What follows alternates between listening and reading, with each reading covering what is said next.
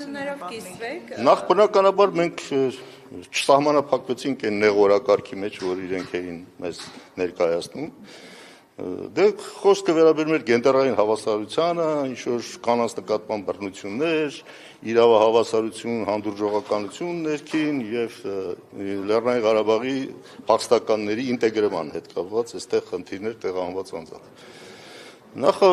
ասացինք, որ չէ, շատ լուրջ հարցեր կան Հայաստանում, որ ձեր օրակարգի մեջ չեն տեղավորվում և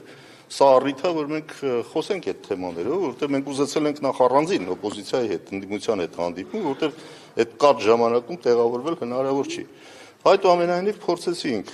իրար այսպես լրացնելով ես եւ պարոն Մամիջանյանը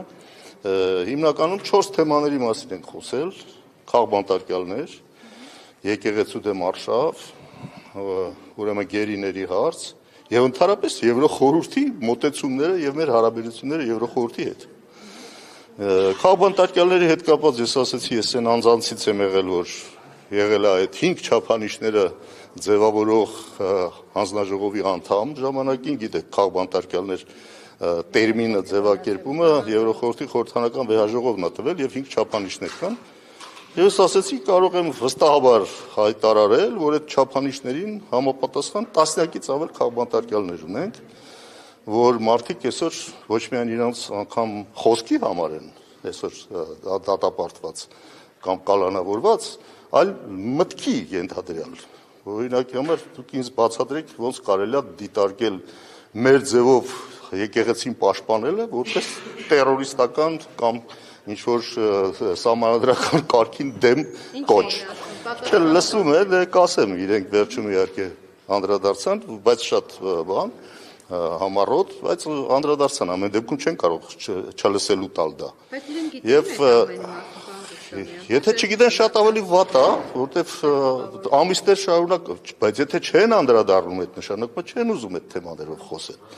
Եվ ուրեմն այդ քաղբանտարկյալների հետ կապված, ասենք մենք առանձին ամեն մի кейսի, ամեն մի անձի հետ կապված խտապանակ կա, կարող ենք ձեզ փոխանցել, որ ձեզ շատ այսպես չզբաղեցնենք այս հարցով, հավատացեք, որ ամեն մեկի խնդիրը տեղը հստակ կերևա, որ քաղաքական հետապնդման արդյունք է, եւ բացի դրանից, որ այդ քաղաքական հետապնդումները պարզ երևում են նաեւ նրանով, որ կալանքը դառել է պատժի միջոց։ Այսինքն այն քրեական գործերով, որոնք որ այլ տեղերում լինում են, դրանով անպայման կալանք որպես խափանումնամիջոց չի կիրառվում, բայց այս դեպքերում հատուկ կիրառվում է։ Եվ ունենք հիմա այդպիսի դեպքեր, որ ավելի ծանր հանցագործություններ են համապատասխան անցով, որ հիմա քննվում են, նրանք չեն կալանավորվում, այսինքն սա արդեն խոսում է քաղաքական հետապնդումների մասին։ Եվ այս թեման իհարկե շատ կարևոր է, որ իրենք արձանագրեն, որ դա գոյություն ունի։ Երկրորդը, որ եկեղեցու դեմ արշավը։ Ասացի, որ նախ դա ոչ միայն սահմանադրության դեմ է Հայաստանի, այլ նաև ՄԻԵԴ-ի մարդու իրավունքների եվրոպական դատարանի չափորոշիչների հետ կապված խնդիր է, պրակտիկայի ձևավորված նախադեպային պրակտիկա կա, գիտեք, որ ՄԻԵԴ-ը ձևավորում է եւ այդ նախադեպային պրակտիկայով են գործերը քննվում։ Եվ ասացի, գնացեք ուսումնասիրեք Բուլղարիայի, Հունաստանի, Սան Մարինոյի դեպքերը, որտեղ շատ հստակ արձանագրվում է, որ ցանկացած միջամտություն ներքին ինքնավարությանը դա ապօրինություն է։ Պետությունը անջատ է եկեղեցուց եւ կրոնական համայնքները ունեն իրենց ներքին ինքնավարությունը եւ պետական որևէ լիազորություն է թվում դատական լիազորություն մտնել եւ այդ ինքնավարությունը խախտելը դա ուղղակի հակասում է ՄԻԵԴ-ի ձևավորած նախադեպային ուրեմն փորձին։ Եվ օրինակները բերեցի, ինչի մասին է խոսքը, մասնավորապես այս կարգալույց անելը դարձել է փաստորեն դատարանի վճռի չկատարում։ Այդ ասենք, որ հեռացնելը այդ պաշտոնից դատարանով վերականգնվել է դառել, ասի դա նույնն է, ոնց որ մենք ասենք կուսակցությունից մեկին հեռացնենք, գնա դատարանով վերականգնվի, օրինակ։ Եվ այդպես բազմաթիվ աբսուրդային օրինակ վիճակներ կարող են առաջանալ։ Եվ չէ, լսում էին, դրանք ասեցի, վերջում կասեմ, արձագանքեցին, եւ իհարկե գերիների մասին էլ ասեցինք, ասի գերիների խնդիրը դուք ինքներդ պետք է հետապնդեք ամբողջ ուժով, որովհետև շատ լավ է, որ 4 հոգու ազատեցին 23-ից, բայց դա խոսում է այն մասին, որ հենց գերիներ էին, որ ազատեցին, ոչ թե տվել են, որ գնան իրենց կալանքը շարունակեն, պատիժը շարունակեն, ինչպես դա տեղի է ունենում։ Այդ փոխանակումները հենց խոսում են նրա մասին, որ դա գերի են եւ սրանք շինծու դատավարություններ են, նպատակը ազդել, ճնշել Հայաստանին գնան նոր զիջումների։ Էս է իրականում տեղի ունենում եւ այդ հարցով դուք պետք է ակտիվ լինեք։ Իդեպ այդ հարցով իրենք ունեն հստակ դիրքորոշում, այդտեղ խնդիր շատ չկա։ Եվ վերջապես ես անդրադարձա այդ հարցին, թե ինչպես ընդհանրապես ձեր մոտ ձևավորում միայն միակողմանի կարծիք այն բանի մասին, ինչ որ Հայաստանում տեղի ունի։ Ընդհանրապես Եվրոխորհրդի դիրքորոշումը, ես ասում եմ, ես ինքս մոնիտորինգ հանձնաժողովի անդամ եմ եւ բազմիցս այս հարցերը բարձրացրել ենք եւ օրինակից ոչ մի տրամաբանական adekvat պատասխան չտրվեց առայն թե ինչի չեղարկվեց համազեկուցողների այցը Հայաստան։ Եվ դա հարցրել եմ հենց համազեկուցողին։ Այո, մեկ համազեկուցող իտալացի պարոն Ֆասինոն հիվանդացել է, պարկել է, ինչի քթի վիրահատություն արել, կարծեմ ինչ որ բան։ Բայց ես իրան տեսել եմ դրանից հետո արդեն լավացած հիվանդանոցից դուրս, լավ կարելի է հետաձգել, բայց ոչ չեղարկել։ Այսինքն տպավորությունը, որ դուք պարզապես չեք ուզում լսեք այլ կարծիք, չեք ուզում լսեք ընդդիմադիր որևէ այլ մոտեցում։ Եվ ասեցի ինչու, ասի հասկացանք գոյություն ունի Եվրոպա-Ռուսաստան պատերազմ։ Եվ ասի հիմա, չգիտես ինչի եւ որտեղ որոշվել է, որ իշխանությունը այդ պատերազմում ճիշտ կողմում է, օպոզիցիան սխալ կողմում է։ Եվ դա դարձել է այնպես, որ ունիվերսալ չեն այլևս մարդու իրավունքների պաշտպանության հարցերը։ Այսինքն, եթե մարդկանց դիտում են իրենց թեթև ձեռքով Կրեմլի ագենտներ, օրինակ, ուրեմն նրանց իրավունքները կարելի է ոտնահարել։ Այսինքն սա պետք է ի վերջո վերացնել սա հեղինակության հարցն է նույն Եվրոպայի խորհրդի։ Եվ այս խնդիրը գոյություն ունի։ Նրանք լոյալ են, իշխանամետ են կամ Նայեք, եթե ես ձեզ ասեցի, չէ, հայտարարք են փակում փոխխախտումների վրա։ Իմ մոտ այդ տպավորությունն է, ես դրա համար էլ ասել եմ, կարծեմ հենց այս առիթով էլ հայտարարեցի, չէ, իրանք որ չեն գալիս հերիք չի։ Միակողմանի էլ հայտարարություն են անում, օրինակաբար այս մոնիտորինգի բանաձևը տեսել եք, չէ՞, որ միակողմանի ըստ էության գնահատումներ են, ճիշտ է, որոշ առումներով նաև քննադատություն կա իշխանություններին, բայց եթե չեք եկել, գոնե մի խոսացեք։ Իսկ եթե պետք է խոսակ, եկեք նոր խոսացեք։ Ասեցի, իհարկե, ասեցի միակողմանի է ձեր պատկերացումները եւ գնահատումները, եւ սա մեր համար անընդունելի է։ Բայց օրինակ ինչի են բերում, ինչեք չեղարկում այցը։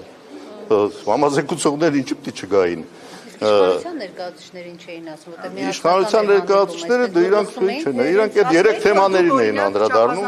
Իշխանության ներկայացուցիչները անդրադարձան այն 3 թեմաներին, որոնք որ իրենք ասել են։ Բանտարկյալներ չկան, օրինակ այդ թեմայով չէին հակադարձում։ Չէ, ժամանակ չկար, իդեպ հակադարձել, հələ ինչ որ ես ասում եմ, դա մենք ստիպեցինք, որ մի քիչ երկարի հանդիպումը, որովհետև իշխանությունները չարձագանքեցին ձեր ասածներին։ Չասեցին դե ընդդիմության տեսակետն է, շատ, որտեղ ժամանակ չկար։ Նախ հանձնակատարը ասեց ժամանակ չկա։ Հանձնակատարն ասեց, որ այո, եւ մենք, այսպես ասեմ, կարճ ասեմ, դուք ասեցիք, մենք լսեցինք։ Հիմա եւ լսեցին ինչի մասին, քաղբանտարկյալների արկայության մասին, եկեղեցու հետ կապված խնդիրների մասին եւ մեր հարաբերությունների մասով ասես որոշ հարցեր կան իմ կոմպետենցիայից դուրս են, մասնավորապես մոնիտորինգի այս բան եւ այլն, դա այդտեղ ճիշտ ասում, բայց մյուս հարցերը իր կոմպետենցիայի մեջ են։ Գերիների հարցով բնականաբար, որտեղ ինքը ավելի շատ շեշտը դրել էր փախստականների ինտեգրման հարցի հետ կապված։ Չբացատրեցին ոնց է իրանց օրակարգը ձևավորվել, ինչի է 3 հարցը։ Դե այդ իր իրավունքն է։ Ստացել թե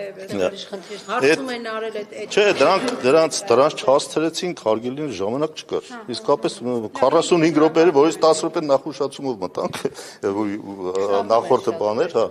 Այնպես որ ժամանակ չկա, այսպեսի կարճ հանդիպումներ, այդ դժգոհությունը հայտնեցինք, ասեցինք մենք դրա համար ասում էինք առանձին ընդդիմության հետ հանդիպում ունեցեք, ինչը դա տենց արգելված է, ես չեմ հասկանում։ Իսկ արտախորհրդարանական ուժերի բաների հետ հանդիպում նախատեսվում է արտախորհրդարանական ուժերի կամ ինչ-որ։ Ես չէ, կարծեմ չէ։ Չէ, կարծեմ, չգիտեմ ճիշտ ասած իրանց ծրագիրն ամբողջությամբ, բայց եթե ընդդիմության հետ են խորհրդարանական գոնե ընդդիմության հետ առանձին հանդիպի, այլ հանդիպում պատվիրատվության կազմի մեջ, դե լավ։ որ ասում եք դուք խոսեցիք, ես մնացել են իրենց կարծիքին նախապես ինչպես Ասեցին դրանք արձանագրեցինք, ինչ որ դուք ասացիք, դուք ասեցիք, մենք լսեցինք, քաղաքապետարներ եւ այլ եւ այլը։ Սրան իհարկե մենք կհետևենք, որ ասեցինք նաեւ ուղարկելու ենք ձեզ ավելի փաստարկված ամեն գործ առ գործ, այսպես ասած,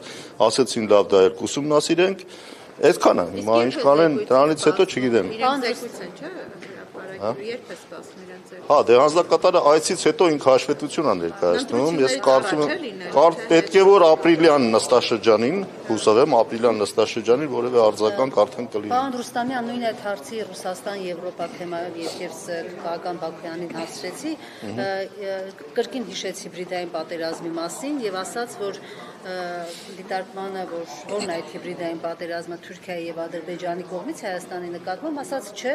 եւ ըստ էության հաստատեց, որ Ռուսաստանի կողմից է հիբրիդային պատերազմ։ Սա ինչպես է գնահատում, այսինքն իրենք նույն այդ Եվրոպայի պաշտոնյաներին նույն բանն են ասում, որ ինչպես դուք եք ասում, Չէ, իրանք հիբրիդային պատերազմի բանի թեմաների մեջ չեն մտել, ասում եմ, շատ կարճ ժամանակ խոսեցել ենք այսքանը, ես էլ հազիվ կարողացել ենք այսպես համառոտ գոնե ներկայացնել։ Եթե մեծ հանդիպում լիներ մի քիչ գոնե 1 ժամ գոնե, հա, մենք մենակով մորը մի ժամ հանդիպեինք, դե ես ու Մամիջանյանը երևի մի 10-15 րոպե հազիվ կարողացել ենք, ես ու Մամիջանյանը միասին։